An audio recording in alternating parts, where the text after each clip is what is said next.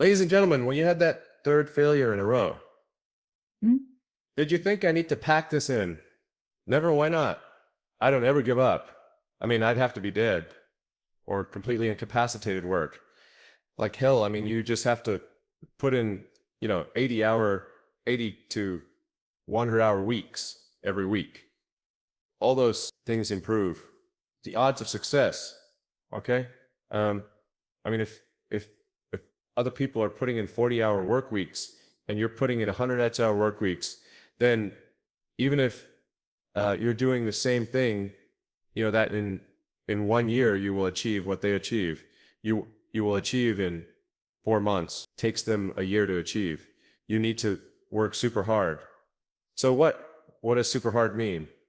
Um, well, when my brother and I were starting our first company, in instead of getting an apartment, we just rented a small office, and we slept on the couch, and we showered at the YMCA. We're so hot up. We had just one computer, so the website was up during the day, and I was coding at night, 7 days a week, all the time. So briefly had a girlfriend in that period.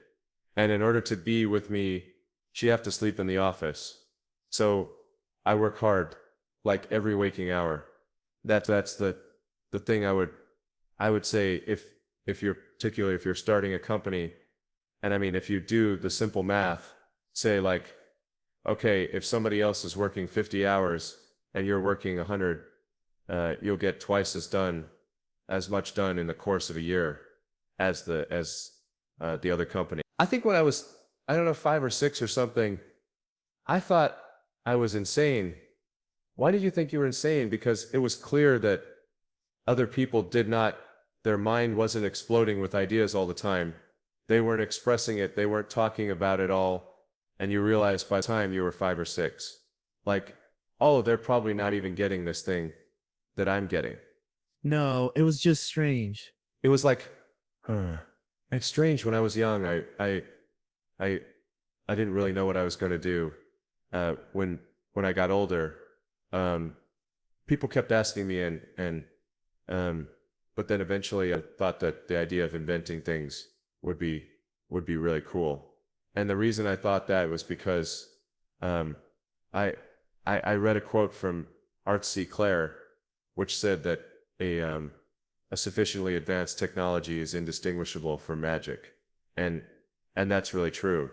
Um, if you think, if you go back, say, 300 years, the things that we take for granted today, uh, would be you'd be burned at the stake for, um, being able to fly.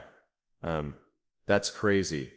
Uh, Being able to see over long distances, being able to communicate, having, effectively, uh, with the internet, a group mind of sorts, having access to all the world's information, um, instantly from almost anywhere on the earth. Um, this is stuff that really would be magic, would be considered magic, um, in times past. In fact, I think it actually goes beyond that, because there are many things that we take for granted today that weren't even imagined in times past. They weren't even in the realm of magic. So it actually goes beyond that.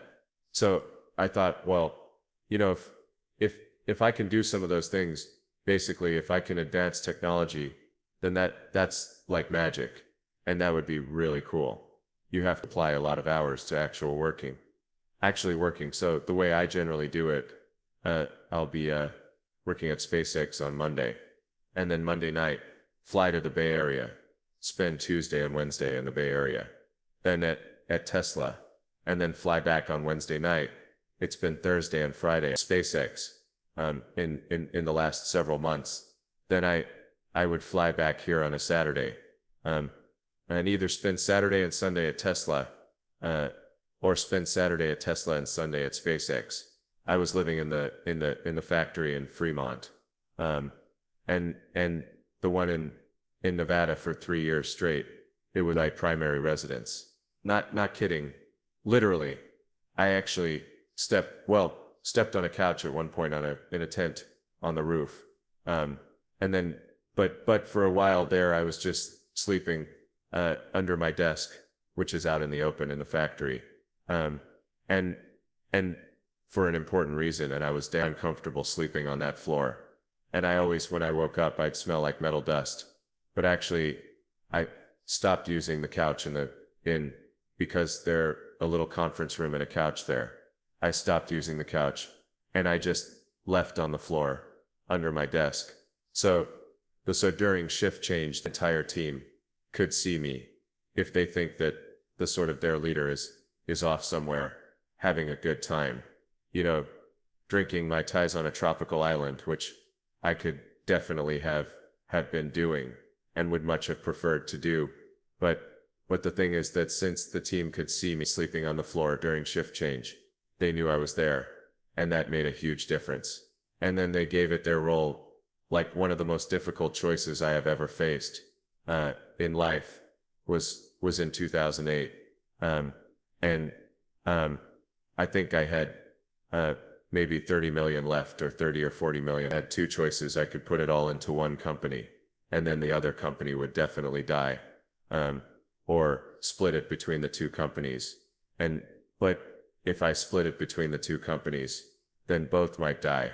And when you put your blood, sweat, and tears into creating something, your business, something, it's like a child. And so it's like, which one am I going to let one starve to death? I can bring myself to do it. So I split the money between the two. Fortunately, thank goodness, they both came through. Were you a little naive when you thought I can easily build an electric car and a rocket? I didn't think it would be easy. Like I said, I thought they would probably fail.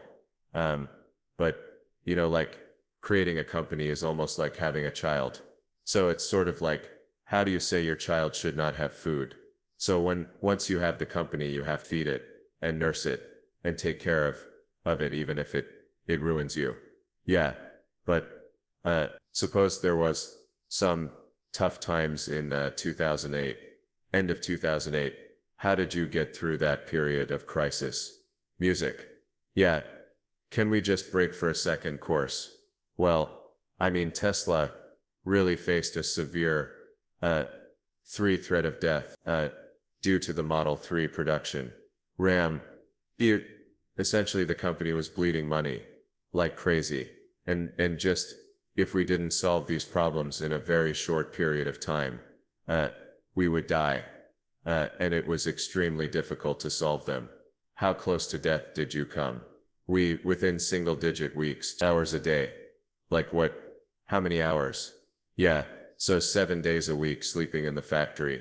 I worked I work in the paint shop. General assembly body shop. You ever worry about yourself imploding like it's just too much? Absolutely no one should put this many hours into work. This is not, good people should not work this hard. They should not do this. This is very painful. Painful in what sense? It hurts my brain and my heart. There are American heroes who don't like this idea. Neil Armstrong, Gene Cernan have both testified against commercial spaceflight in the way that you're developing it. And I wonder what you think of that. I was very sad to see that, because those guys are, those guys are heroes of mine. So it's really tough.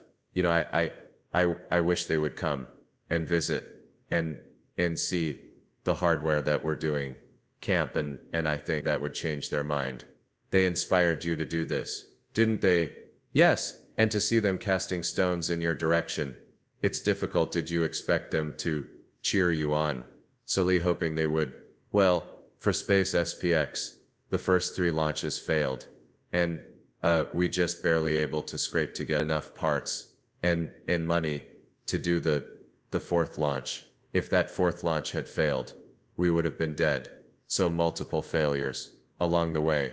I tried very hard to get the right expertise in for SpaceX. I tried hard to find a great chief engineer for the rocket, but not good chief engineers wouldn't join, and the bad ones, well, there was no no point in hiring them. So I ended up being chief engineer of the rocket. So if I could have found somebody better, then we would have maybe had less than 3 failures. How did you get the expertise to be the chief technology officer of a rocket ship company? Well, I do have a physics background that's helpful as foundation. And then I read a lot of books and talked to a lot of smart people. You're self-taught. Yeah. Well, self-taught. Yes. Meaning, I don't have an aerospace degree, so how did you go about acquiring the knowledge? Well, I said, I read a lot of books, talked to a lot of people and have a great team. So many young people actually from across the globe. If you have an advice to them, young people globally who want to be like LMK, what's your advice on that? Advice, I mean, if you want to make progress in things. I think that the best analytical framework for understanding the future is physics. I'd recommend studying the thinking process around physics. Like, not the equations. I mean, the equations certainly, they're helpful, but the way of thinking in physics is it's the best framework for understanding things that are counterintuitive. And you know, always taking the position that you're some degree wrong and your goal is to be less wrong over time. If you want to do things like me, you have to like learn how to be good at technology. That's like, so study engineering, physics, that kind of thing. Understand how the world works, and try to be as accurate as possible about that. And then, like I said, also try to be creative, which means just like try to think of things that haven't been done before, but that would probably make the world better. And I mean, that requires a lot of mental effort to do that. You know, I don't just like come with stuff like willy-nilly, Ian occasionally, but it's rare. You really have to like think into your brain. Hoods, that's basically if you haven't thought until your brain hoods, then you haven't tried hard enough. Try to be useful. You do things that are useful to your fellow human beings, to the world. It's very hard to be useful. You know, are you contributing more than you consume? You know, like, try to have a positive net contribution to society. I think that's the thing to aim for. You know, not to try to be sort of a leader for the sake of being a leader or whatever. I think it's important that you really like whatever you're doing. If you don't like it, life is too short. And also if you like what you're doing, you think about it even when you're not working. I mean, it's something that your mind is drawn to. And if you don't like it, you just really can't make it work.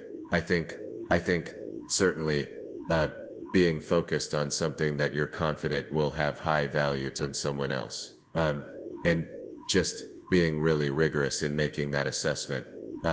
Because people tend to a natural human tendency is wishful thinking. So a challenge for entrepreneurs is to say, well, what's the difference between really believing in your ideals and sticking to them versus pursuing some unrealistic dream that doesn't actually have merit? And that is a really difficult thing to tell. Can you tell the difference between those two things? You know, so you need to be sort of very rigorous in your self-analysis generally. In business, I'd say number one is have a high pain threshold. That's there's a friend of mine who's got a good saying, which is that starting a company is like eating glass and staring into the abyss. Okay, that's generally what happens because when you first start a company, there's lots of optimism and things are great. And then, so happiness at first is high, then you encounter all sorts of issues, and happiness will steadily decline. And then you'll go through a whole world of hurt. And then eventually if you succeed, and in most cases you will not succeed, and Tesla almost didn't succeed, came very close to failure. Then if you succeed, then after a long time you will finally get back to happiness. If you're creating a company or if you're joining a company, uh, the most important thing uh, is to attract great people. So either be with join a group that's amazing, that you really respect, or if you're building a company, you've got to gather great people. I mean, all the company is a group of people that have gathered together to create a product or service. And so depending upon how talented and hardworking that group is, and the degree to which they have focused cohesively and in a good direction, that will determine the success of the company. So do everything you can to gather great people. One of the biggest mistakes people generally make, and I'm guilty of it too, is wishful thinking. You know, like, you want something to be true even if it isn't true. And so you ignore the things that you ignore the real truth because of what you want to be true. Um, this is a very difficult trap to avoid. And like I said, certainly one that I find myself in having problems with. But if you just take that approach of you're always to some degree wrong and your goal is to be less wrong, and solicit critical feedback, particularly from friends, like friends part friends. If somebody loves you, they want the best for you. They don't want to tell you the bad things. So you have to ask them care, you know, and said really, really do want to know. And then they'll tell you now is the time to take risk. Uh, you know, you know, you know, you know, you know, you know, you know, kids. Uh, but, but as you get older, your obligations increase. And once you have a family, you start taking risk, not just for yourself, but for your family as well. It gets much harder to do things that might not work out. So now is the time to do that. But before you have those obligations, so I would encourage you to take risks now. Do something bold. You won't regret it. I, I actually think I, s- I think I feel quite strongly. Um, so it's not as though I just have the absence of fear. I feel it quite strongly. Um, but there are just times when something is important enough. You leave it enough that you do it in spite of fear. People shouldn't think I, I feel fear about this, and therefore I shouldn't do it. Um, it's normal to you feel fear like you'd have to, and there have to be something mentally wrong if you didn't feel fear. Um, so you just feel it and let the importance of it drive you to do it anyway. You know, actually something I can be helpful is fatalism. Uh, some degree. Um, if you just accept the probabilities, um, then that diminishes fear. In starting SpaceX, I thought the odds of success were less than 10%. Um, and I just accepted that actually, probably I would just lose everything, but that maybe would make some progress. If we could just move the ball forward, even if we died, maybe some other company could pick up the baton and move, and then keep moving it forward. Um, so that we're still do some good. Yeah, same with Tesla. I thought you, the odds of a car company succeeding were extremely low. That There are a lot of negative things in the world. There's a lot of terrible things that are happening all over the world, all the time. There are lots of problems that need to get solved. And there are lots of things that are, yeah, that miserable and kind of get you down. But life cannot just be about solving one miserable problem after another. That can't be the only thing. They need to be things that inspire you, that make you glad to wake up in the morning and be part of humanity. That's why we did this. This guy called T. Cosby, one of the early Russian rocket scientists, the great saying, Earth is the cradle of humanity, but you cannot stay in a cradle forever. It is time to go forth, become a starfaring civilization, be out there among the stars, expand the scope and scale of human consciousness. I find that incredibly exciting. That makes me glad to be alive. I hope you feel the same way. I mean, your net worth on any given day is rising or falling by several $billions. How insane is that? Yeah, how do you handle that psychologically? There aren't many people in the world who have to even think about that. I actually don't think about that too much, but the the the thing that is actually more difficult, and that does make sleeping difficult, is that um, every good hour or even minute of thinking about Tesla and SpaceX has such a big effect on the company that I really try to work as much as possible, to the edge of sanity, basically, because Tesla is getting to the point where every high quality minute of thinking is $1 million to impact on Tesla. I want to hear what Elon has to say about how he takes risks. I literally just try to use a scientific method, frankly, and what is the importance of the outcome, and what is one risking in order to achieve that outcome. And but like I said, if the outcome is important enough, even if the probability of success is low, one must, I think, still do it, in my view. Um, some things are very important, and in order to have a good future, and if we don't do them well, then we're in big trouble. And so then how much of a risk really is it? Because if we don't take those actions, we won't have a good future. And I think the riskiest thing would be no action. What keeps you up at night? Well, it's quite hard to run companies. Yeah, especially car companies. I would say it's quite challenging. The car business is the hardest one of all the things you do. Yes, because it's a consumer-oriented business, as opposed to like SpaceX, and not that SpaceX is no walk in the park, but a car company. Very difficult to keep a car company alive. It's very difficult. There's only 2 car companies in the history of American car companies that haven't gone bankrupt, and that's Ford and Tesla. That's it. What is the one thing that has surprised you about your life? Oh, one thing. Wow. Well, certainly, I'm surprised by the whole thing. Honestly, I certainly didn't expect for any of these things to happen, honestly. I know I wanted to be involved in technology. And in fact, the only reason I started a company back in '95, an internet company, was because I couldn't get it. There were only a few internet companies, and I couldn't get a job at any of them. I tried to get a job at Netscape, and sent my resume in, and tried hanging out in the lobby, but I was too shy to talk to anyone. And then I was like, okay, well, I guess I'll have to start a company, 'cause I can't get a job anywhere. I think a lot of people think I'm kind of a business person or something, which is fine.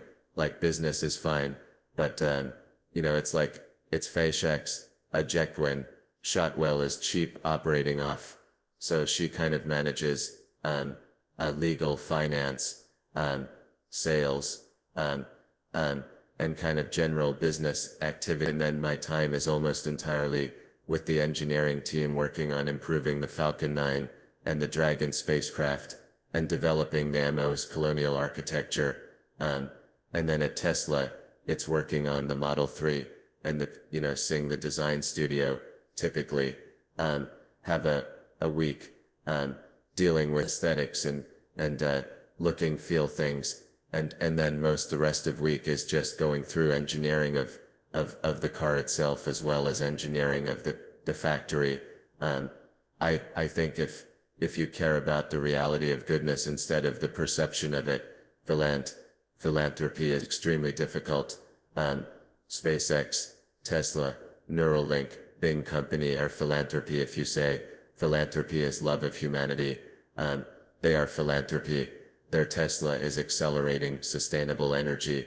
This is a love of philanthropy. SpaceX is trying to ensure the long-term survival of humanity, multi-plant species. This is love of humanity. Neuralink is help solve brain injuries and existential risk with AI. Love of humanity. Wearing Company is trying to solve traffic, which is heal most people. I encourage people to read a lot of books. Just read, basically try to ingest as much information as you can, and try to also just develop a good general knowledge. So you at least have like a rough lay of the land of the knowledge landscape. Like try to learn a little about a lot of things, because you might not know what you're really interested. How would you know what you're really interested in if you at least aren't like doing a peripheral exploration of broadly of the knowledge landscape, and you talk to people from different walks of life and different industries and professions and skills and see occupations. Like just try, you learn as much as possible. I don't want to sound like things are too dark, because I think like you kind of have to be optimistic about the future. There's no point in being pessimistic. It's just too negative. Doesn't help. You know, I mean, my theory is like, you'd rather be, I think, I'd rather be optimistic and wrong than pessimistic and right. Like, what are the set of things that can be done to make the future better? I think that a future where we are a spacefaring civilization and out there among the stars, this is very exciting. This makes me look forward to the future. This makes me want that future. There need to be things that make you look forward to waking up in the morning. You wake up in the morning, you look forward to the day, forward to the future, in a future where we are a spacefaring civilization and out there among the stars. I think that's very exciting. That is the thing we want. Whereas if you knew we would not be a spacefaring civilization, but forever confined to Earth, this would not be a good future. That would be very sad. I mean, we gotta be excited about the future. We gotta do things that make us want to live. You know, it cannot always be about problems every day. I mean, do you want to wake up every morning?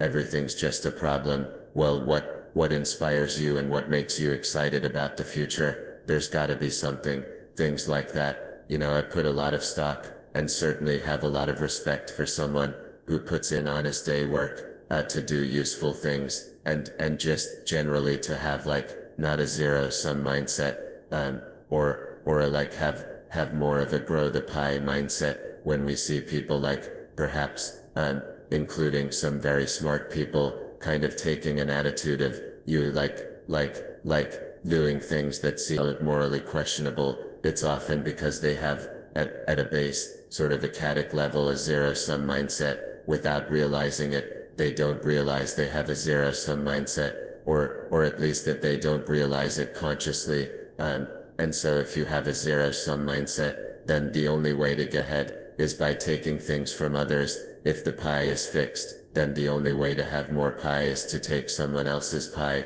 But this is false. Like obviously the pie has grown dramatically over time, the economic pie. So you really want to make sure you're not operating without realizing it from a zero-sum mindset, where the only way to get ahead is to take things from others. Then that's going to result in you trying to take things from others, which is not good. It's much better to work on adding to the economic pie. I think that a lot of times people think like creating companies going to be fun.